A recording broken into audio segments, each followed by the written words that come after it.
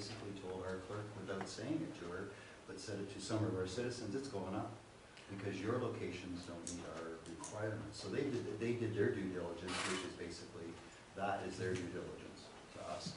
And whether we're citizens or not, that is their due diligence. They will do that. Right now, we just had to defeat it. Libby Davies just came up with a private members bill in the House for the 15-meter towers. Most people don't even know about 15-meter towers.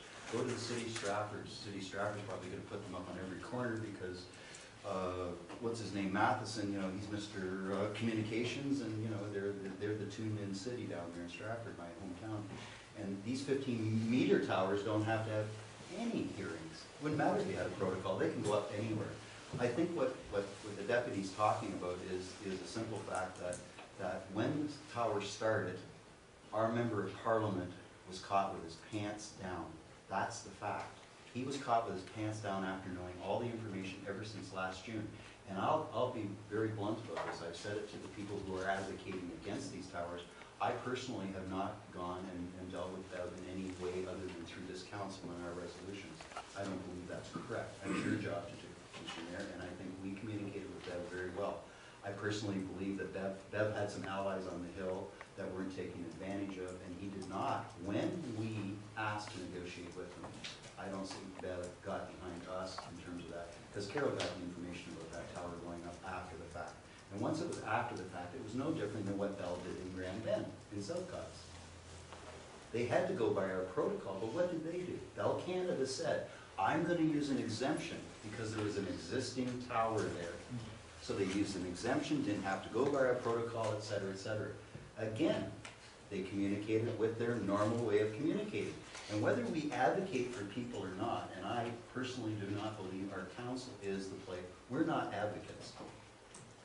What we are is a corporate body. No, I will advocate through council direction, but I will not advocate as a councillor because I didn't take an oath to become an advocate.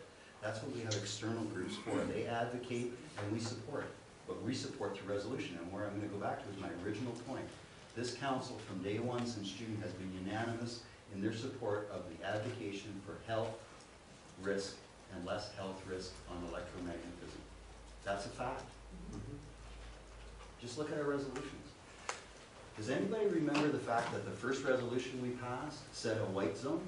The second part of that resolution, does anybody remember the report we got back on the white zone? Any of you remember that report?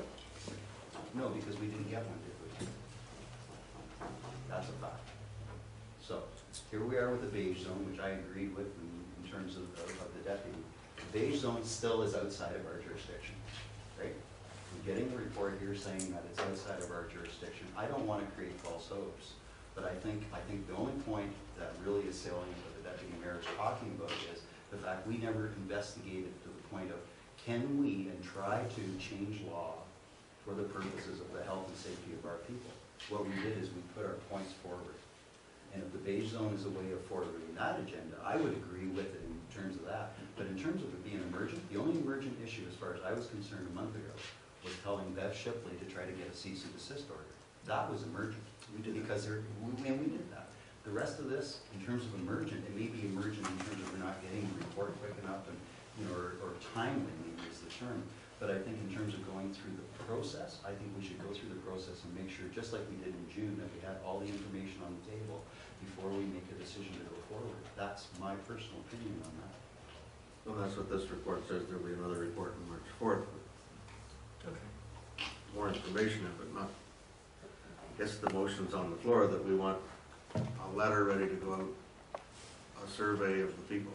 No, I seconded a motion that said that basically she wanted a staff letter that we could come back to council. Yeah.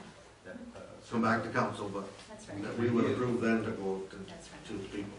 That's another So decision. whether we have enough information to do that, that remains to be seen what comes back on the 4th. Can I talk to that for a second, just 1 second? The fact of the matter is, we've never had a planning report on this. The original motion in June for the white zone was the planning report, which would be a land use planning report, by the way, guys. So this is from Janet, but we've never had that part of it. The argument that Janet's using here, right, they're all correct. We've talked to Barry on this, we've talked to a lot of experts on this. We have listened to this all the time from comes up, right? For good reason. They've got all the cards. But our planning department's gonna say something similar, but might say that there have been in the past, in the province of Ontario, special legislation that was passed through, right? The legislature, special act. I remember the Sarnia-Lambton Act is one of those, where they actually pass something that goes against, for example, the Planning Act, and says that we can supersede that in special things. But if we don't do the research toward that, we'll never get to the fact of even making that recommendation to going toward that. So we need, Planning report? It's not Councillor ready Munster. for distribution. I'm going to take a little different approach to this because I can see where the deputy's going, and I don't disagree with it. But I think again, we are exhausting municipal resources in areas that we don't have jurisdiction in. So here's what I would be prepared to do if you would consider an amendment. I think we dump this exactly where it belongs, which is in the lap of the federal government. I think we ask our MP to approach his counterpart and ask for them to do the survey of Port Franks on behalf of our citizens. Because we have to cover both groups here. We have people who want cell tower use, we have people who don't. And I get the health risks and everything else, but I think if there's no alternative, then I think it's incumbent upon the federal government to look into beige zones. That's their job. It's not our job. It's their job. And I think we need to push them right now to do their job. That's all. You're speaking to the motion on this one? Yes, and the challenge is that that's just not practical because they don't have the up-to-date information on the property tax addresses and all of the things to make that expedient. I mean, I worked in the MP's office. I understand how difficult it is to get those kind of things. It's just not going to happen. And so we do have authority over that information. So it's easiest for us to do. Time is of the essence. It needs to be moved forward. I agree actually that there are some details that we could provide with regards to the Planning Act, which could be potentially included in this report. If you're open to, as a seconder, amending that to include that as well. I'm just saying it's not full. I don't think there's going to be anything from the Planning Act. I know the Planning Act quite well.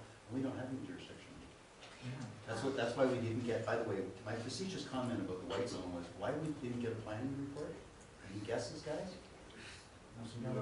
There's nothing to report.